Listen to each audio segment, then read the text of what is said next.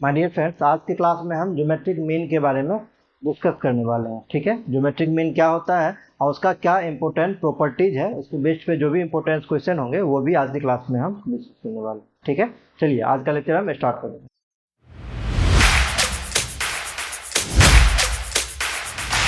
Topic है आपका geometric mean.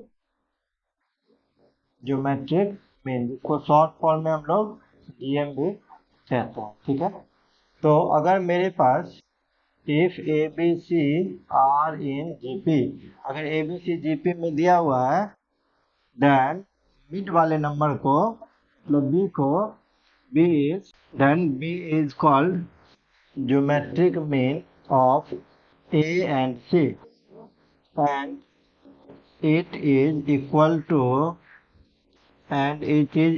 To B square बराबर ए सी। मतलब अगर ए बी सी तीन नंबर जीपी में दिया हुआ है, देन बी को हम लोग ज्योमेट्रिक मीन कहेंगे। किसका? ए एंड सी का। ठीक है, और इसमें मीन का स्क्वायर करेंगे बीच वाले नंबर का, तो पहले और लास्ट के इक्वल होगा। एज फॉर एग्जाम्पल भी आप देख लीजिए, जैसे 2 है, 4 है और 8 है, जीपी में है ये 4/2 8/4, दोनों का डिफरेंस से रेशियो सेम आ रहा है, तो जीपी में है ये। अगर यहाँ से मिड का स्क्वायर कीजिए बीच वाले का, तो ये पहले और लास्ट के मल्टीप्लिकेशन के इक्वल होगा। बिल्कुल करेक्ट है। 4 का स्क्वायर करेंगे 16, 8 2 16 इक्वल हो गया।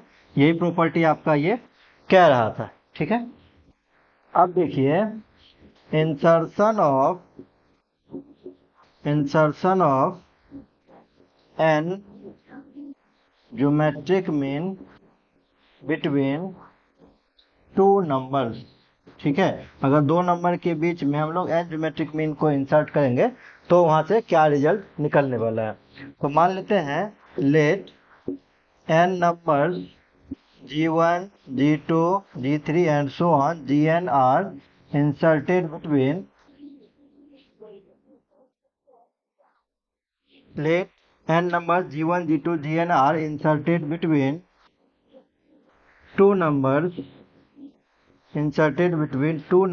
A and B such that, अगर हम n नंबर्स को G1, G2, G3 so on Gn को हम दो नंबर A और B के बीच में इंसर्ट करते हैं, और इंसर्ट इस तरीके से करते हैं कि A, G1, G2, G3 so on Gn, B are in GP, इस तरीके से हम इंसर्ट करते हैं कि ये एक GP सीरीज का फॉर्मेशन कर देता है। ठीक है, तो अगर यहाँ से हम किसी B की बात करेंगे ना, तो B कौन सा टर्म है? ये पहला, दूसरा, तीसरा, चौथा। ये देखिए तीसरा है बट एक इंक्लूड होने से ये चौथा टर्म हो गया है। तो Gn है तो ये कौन सा टर्म हो जाएगा? एक बढ़ जाएगा Gn+1, और ये B कौन सा टर्म हो जाएगा? Tn+2, n+2 टर्म हो जाएगा ये B आपका। ठीक है, और GP में आप पढ़े हैं फॉर्मूला n टर्म का क्या होता है? AR⁻n−1। आप पढ़ चुके हैं इसको।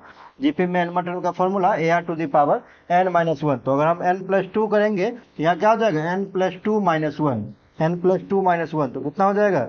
AR⁻n+1 बराबर B।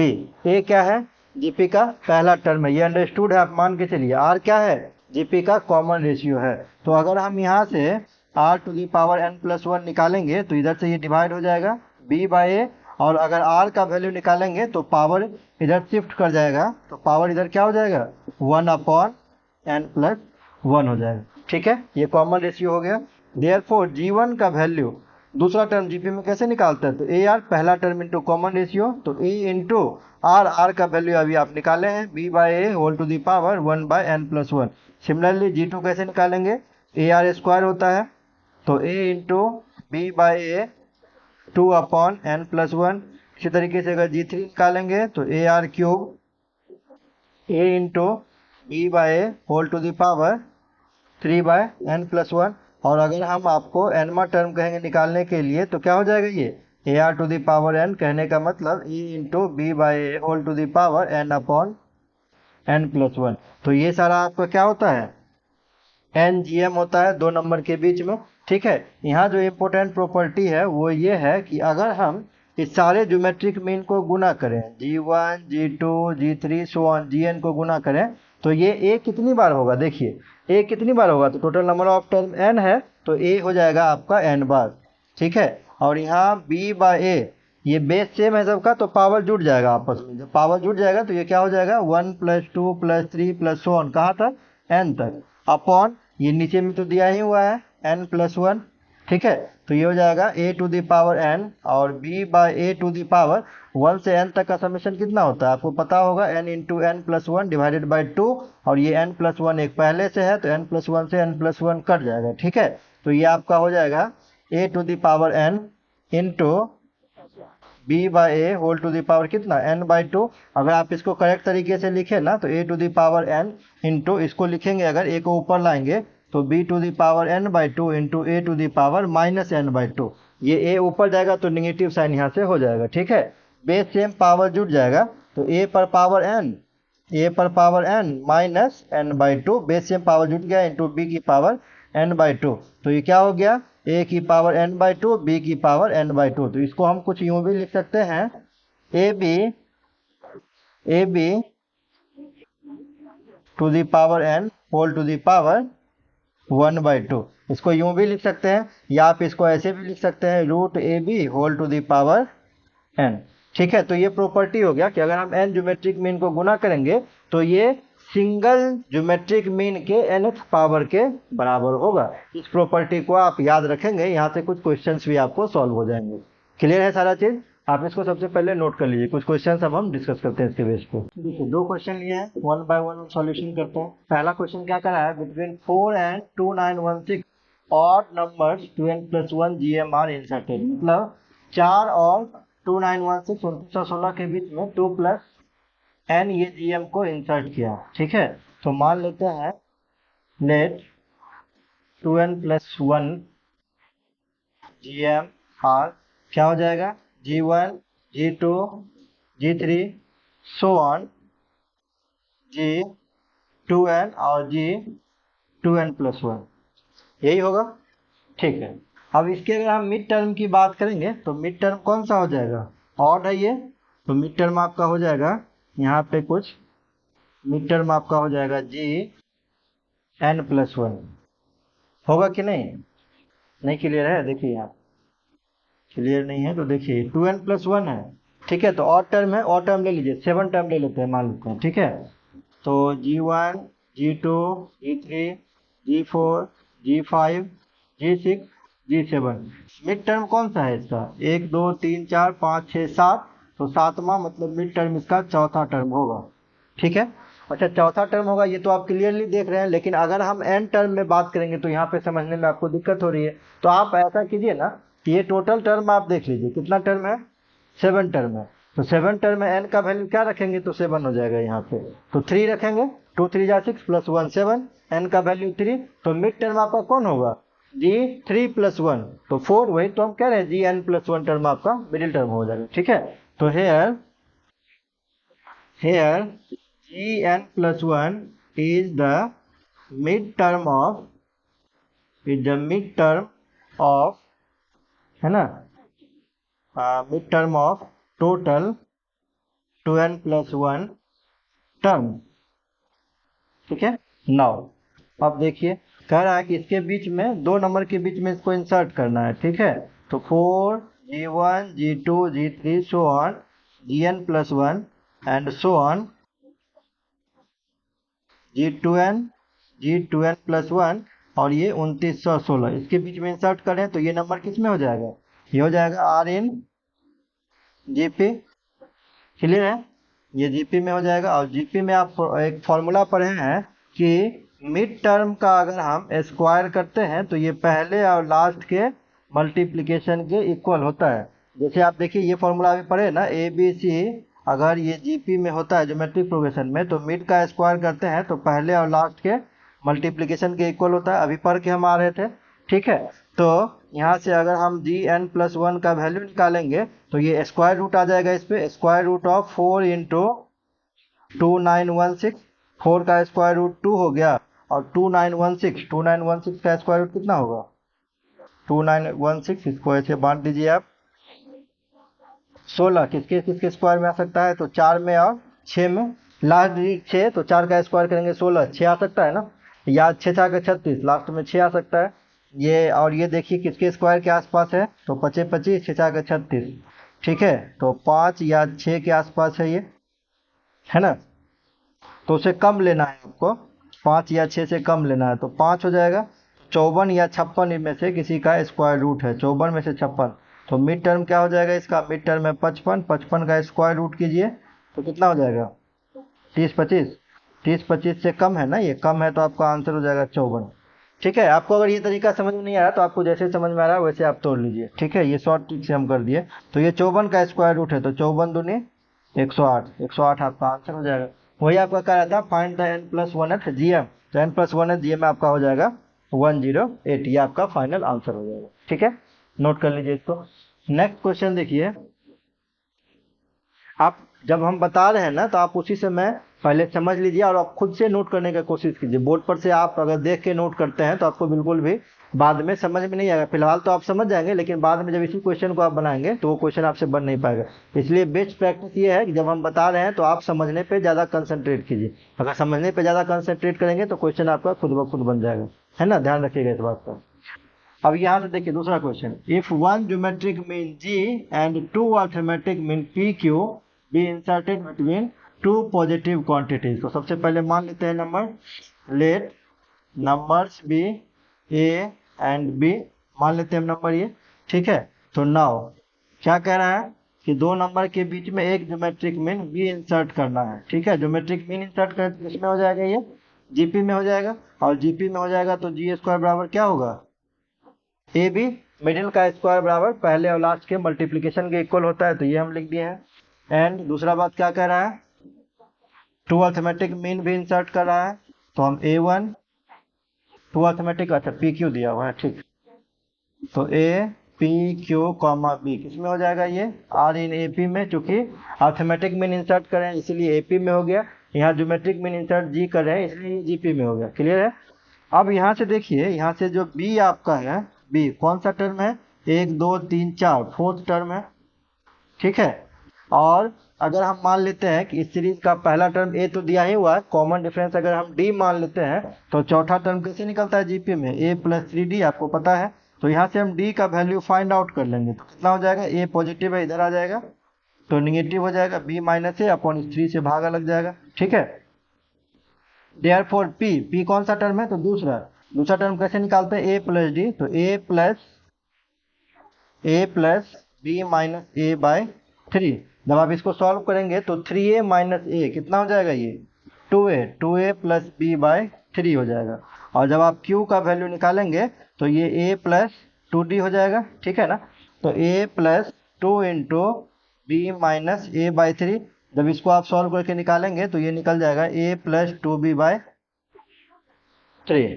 ठीक है, अब ये पी क्यू निकल गया। अब देखिए आपको प्रूव क्या करना है, तो प्रूव ये करना है जी स्क्वायर का वैल्यू दिस इंटू दिस होता है, तो हम राइट हैंड साइड से स्टार्ट करते हैं। राइट हैंड साइड से ले लेते हैं, क्या वैल्यू दिया हुआ है, 2p minus Q into 2q minus p।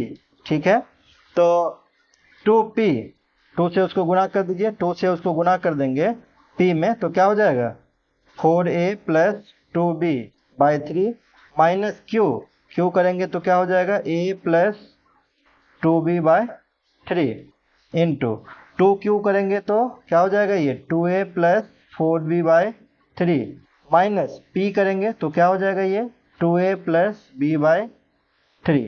Solve कीजिए, एलसीएम तो सेम 3 एलसीएम हो जाएगा, तो 4a माइनस a तो ये 3a हो गया, 2b ये प्लस माइनस माइनस तो 2b तो कैंसिल हो गया, 3a बाय 3, और यहाँ से क्या हो जाएगा, 2a माइनस 2a कैंसिल हो गया, 4b और माइनस b तो 3b अपॉन 3, यहाँ से 3 से 3 कैंसिल हो गया, 3 से 3 कैंसिल हो गया, तो क्या हो गया ए बी। और अगर हम इक्वेशन ए से देखेंगे, 1 से देखेंगे तो ए बी का वैल्यू किसके इक्वल है, जी स्क्वायर के इक्वल है। कहाँ से लिखे, तो फ्रॉम इक्वेशन 1 से जी स्क्वायर का वैल्यू ए बी के इक्वल है, तो यही आपका क्या आ जाएगा, लेफ्ट हैंड साइड आ जाएगा। ठीक है ना, और ये प्रूव हो गया थ्योरम आपका। आई थिंक ये दोनों ही क्वेश्चन आपको समझ में आया होगा। सबसे पहले इसको आप नोट कर लीजिए। फिर से यहाँ पे 2 क्वेश्चन ये है, 1 बाय 1 देखिए। पहला क्वेश्चन क्या कर रहा है, the arithmetic mean between A and B is twice the geometric mean between A and B. ठीक है, तो arithmetic mean of A and B कितना होता है, ये 2 नंबर का अर्थमेटिक मीन, तो एवरेज होता है ए प्लस बी में जोड़ के 2 से भागा दे देंगे और ज्योमेट्रिक मीन क्या हो जाएगा, ए एंड बी का ज्योमेट्रिक मीन क्या हो जाएगा, अंडर रूट ए बी हो जाएगा। ठीक है।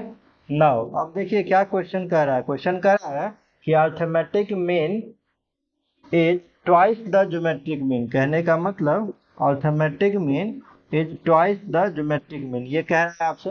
Then find A and B, A और बी का वैल्यू निकालना। अब ये क्वेश्चन जो है ना, ये ट्रिक बेस्ड क्वेश्चन है। ठीक है, तो देखिए इसमें कैसे वैल्यू निकालते हैं। ए प्लस बी, इसको आप नीचे ले आएंगे, 2√ab को, है ना, इस 2 को आप यहाँ भेज देंगे तो ये 2/1 हो जाएगा। अब आप पढ़े होंगे componendo and dividendo, C and D जिसको कहते हैं। तो ए प्लस बी नीचे को जोड़ देते हैं सी एंड डी में, 2√ab अपॉन सेम में वो घटा देंगे, ए प्लस बी माइनस 2√ab। इसी को हम लोग कंपोनेंट डिविडेंडो कहते हैं। जैसे देखिए अगर यहाँ समझ में नहीं आया तो नीचे में अगर 1 है तो 2 + 1 अपॉन सेम कंपोनेंट को घटा देते हैं। ठीक है। अब इस a को हम लोग क्या लिख सकते हैं, √a का स्क्वायर, b को लिख सकते हैं √b का स्क्वायर।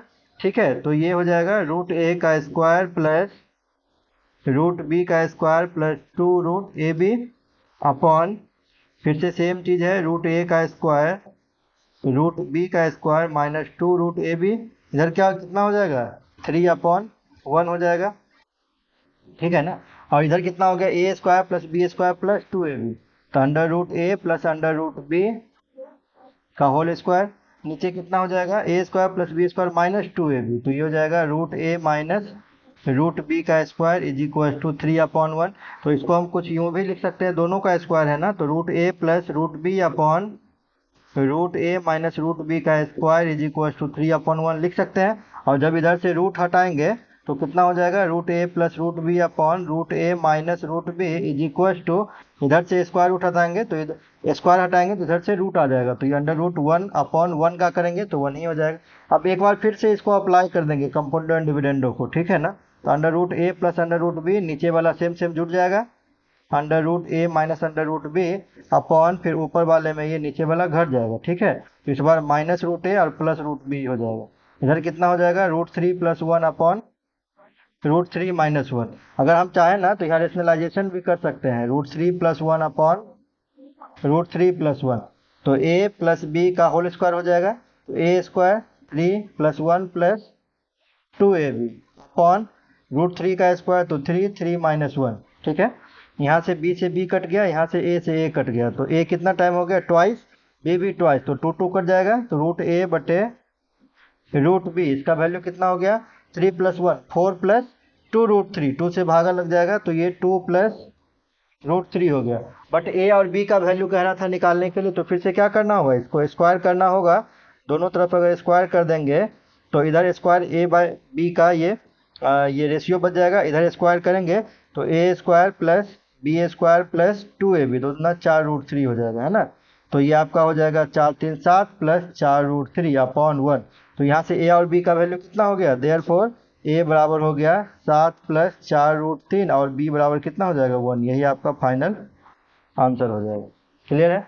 सेकंड क्वेश्चन पे आते हैं, देखिए क्या कह रहा है ये। If k is the arithmetic mean of two numbers and pq are the geometric between same two quantities।